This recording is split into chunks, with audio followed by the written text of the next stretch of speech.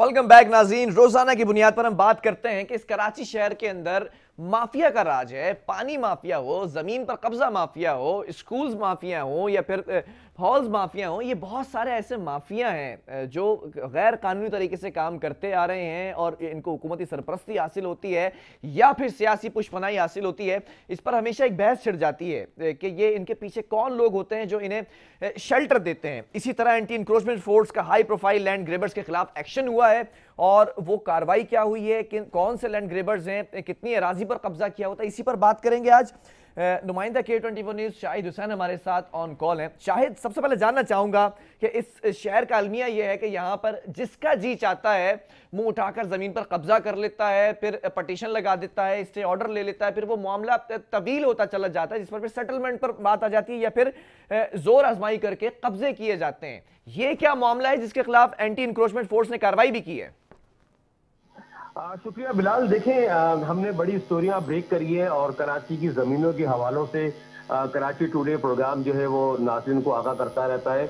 आज बात हम कर रहे हैं एंटी इंक्रोचमेंट फोर्स के जो डायरेक्टर हैं तारिक धारेजो, उनकी जानिब से एक प्रेस रिलीज भी जारी हुई है और उसमें बताया गया है, उनके अंदर ये तमाम जो टेलीविजन स्क्रीन पे देख सकते हैं नाज़रीन, ये तो तस्वीर चल रही है। ये कहते हैं कि सिंध के इंतहाई मतलूब लैंड ग्रैपर्स हैं जिनकी तस्वीर जो है वो एंटी इंक्रोचमेंट फोर्स ने शाया की है और इनका कहना यह है कि ये लैंड ग्रैपर हैं और ये लैंड ग्रैपर इनके खिलाफ पहले भी FIR होती रही है। हसास इदारे इनको अपनी तहवील में भी ले चुके हैं, इनके खिलाफ इंक्वायरियां भी होती रही हैं, लेकिन ये माफिया इतना मजबूत और इतना स्ट्रांग है कि इसके बावजूद भी बाज नहीं आता और ना डरता है। कई एकड़ अराजी है सरकार की, उस पर कब्जे होते हैं, उस पर 4 दीवारियां लगती हैं और कराची के सादा लोग अवाम को सोसाइटीज बनाकर बेच दी जाती है।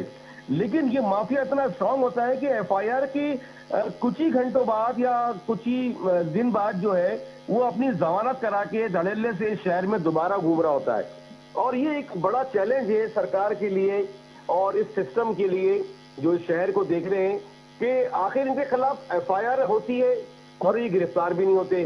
शहर के सबसे बड़े लैंड ग्रेपर के नाम बताया जा रहा है हुजूर बख्श कलवड़, जो कि महकमा रेवेन्यू में बताया जाता था आज से 20-22 साल या 25 साल पहले वो एक माली भर्ती हुआ था।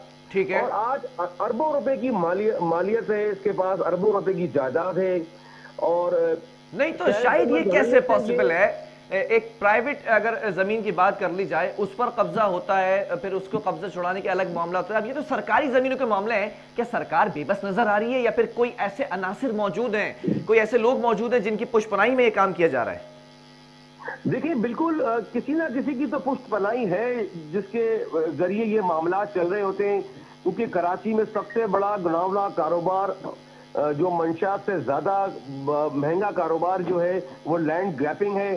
सरकार की हजारों एकड़ अराजी ये लैंड ग्रैपर बैठ के खा गए और सरकार मुंह देखती रही। इनके खिलाफ FIR हुई। बड़े बड़े जो लैंड ग्रैपर हैं जिसके अंदर हम बात करें, गुज़श्ता रोज जो है वो आदम जोखियो भी गिरफ्तार हुए और उनके साथ जो है उनकी करोड़ों रुपए की जायदाद जो थी करीम हाउसिंग सोसाइटी के नाम से लोगों को चूना लगाते रहे और अरबों रुपए का इस कराची के शहरियों को चूना लगाया गया।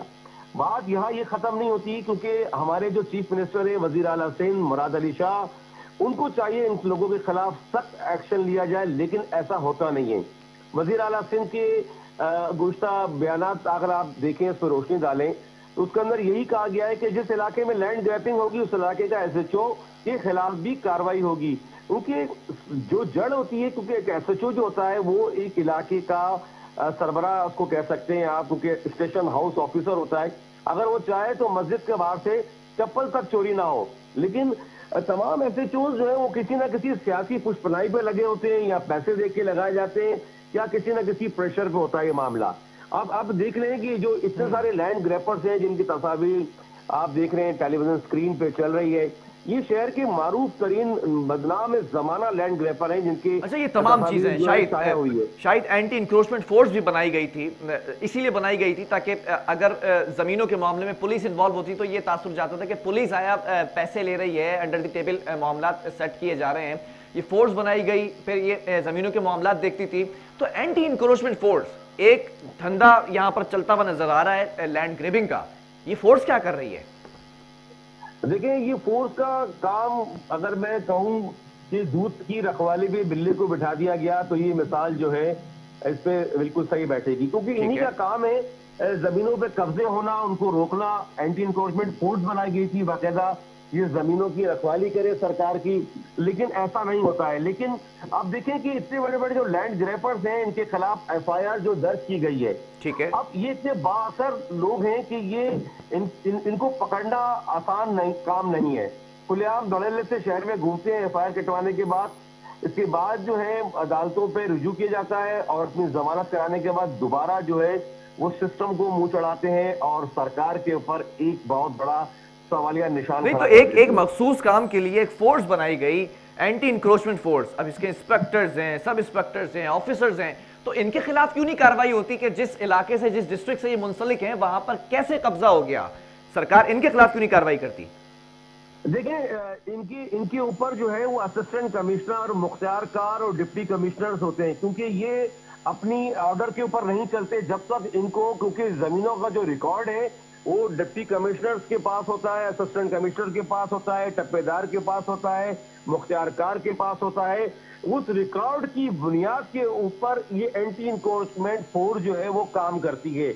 ये तो एक फोर्स है जिनको लॉ एंड ऑर्डर की सूरत हाल क्रिएट ना हो, किसी इलाके में हंगामा आराई ना हो, कोई लैंड ग्रेपर सरकारी अफसरान के ऊपर फायरिंग ना कर दें, बलवे का मसला खड़ा ना कर दें, तो इनको फोर्स के तौर पे लिया जाता है। लेकिन अगर हम बात करें, ये पूरा आवे का आवाही सिस्टम का सिस्टम जो है वो खराब हो चुका है और इस पूरे सिस्टम के अंदर जो है ये रेवेन्यू डिपार्टमेंट के लोग भी मुलविस पाए जाते हैं, क्योंकि यही खाते बनाते हैं, यही टप्पेदार होते हैं और फिर यही मुख्तियारकार, क्योंकि आज जो एफआईआर कटी है और इससे पहले जितनी एफआईआर कटी है वो मुख्तियारकार की मुद्दती में एफआईआर काटी जाती है। आज भी जो एफआईआर कटी है वो मुख्तियारकार मंगो पीर और गुलजार हिजरी की मुद्दत में मुकदमा दर्ज हुआ है, जिसके अंदर हुजूर बख्श कलवड़, नामी ग्रामी लैंड ग्रैपर अली हसन बरोई पर 24 एकड़ सरकारी अराजी पर कब्जे का इल्जाम बताया गया। अच्छा, इनकी तस्वीर भी शाया कर दी गई हैं, फिर इनके खिलाफ एफआईआर भी हो गई हैं। ऐसा लगता है कि मामले को सीरियसली टेकअप किया जा रहा है, तो क्या डिपार्टमेंट्स के ऊपर चेक एंड बैलेंस होना शुरू हो चुका है क्या? आप शायद बिल्कुल, अब देखना तो यही है कि चेक एंड बैलेंस तो पहले भी हो रहा था लेकिन कोई इंप्लीमेंट नहीं हो रहा था, लेकिन अब देखना यह है कि चेक एंड बैलेंस जो है वो कहां तक मामला। चलें, शायद से राब्ता जो है वो मुनक़ता हुआ है, बहरहाल लेकिन तमाम चीज़ों को ब्रीफ किया है। और कुछ ऐसे भी मामलात हैं, कुछ बातें अगर मैं कर लूँ डिपार्टमेंटल कार्रवाइयों के हवाले से, बड़ी तल्ख बातें हैं लेकिन हकीकतें हैं इसमें कि डिपार्टमेंट के कुछ ऐसे ऑफिसर्स, कुछ ऐसे लोग भी मौजूद होते हैं जो ख़ुद इनके साथ मामलात करते दिखाई देते हैं, चाहे वो लैंड ग्रेबिंग का मामला हो, चाहे वो किसी हवाले से भत्ताखोरी का मामला हो। कुछ ऐसी बिल्डिंग्स भी कंस्ट्रक्ट होती थी जहाँ पर फोर्सेस के जो एंटी इंक्रोचमेंट फोर्सेस हैं उन्हीं के नुमाइंदगान जाकर वो बिल्डिंग्स के ऊपर जोर आजमाई करते थे, फिर अंडर द टेबल मामलात होते थे। तो इन चीज़ों को भी चेक एंड बैलेंस करने के लिए जो इदारे बनाए गए हैं, एंटी करप्शन का जो इदारा है, या फिर सीएम साहब खुद इन चीज़ों को मॉनिटर करते तो ज़्यादा बेहतर हो सकता है, वरना ये जो गोरख धंधा है ये फलता फूलता चला जा रहा है और एक आम आदमी पिसता चला जा रहा है। प्रोग्राम का वक्त खत्म हुआ, आपके फीडबैक का मैं मुंतज़िर हूँ, आपने अपना फीडबैक मुझ तक ज़रूर पहुँचाना है। जब तक के लिए बिलाल खान और मेरी पूरी टीम को दीजिए इजाज़त, अल्लाह हाफिज़।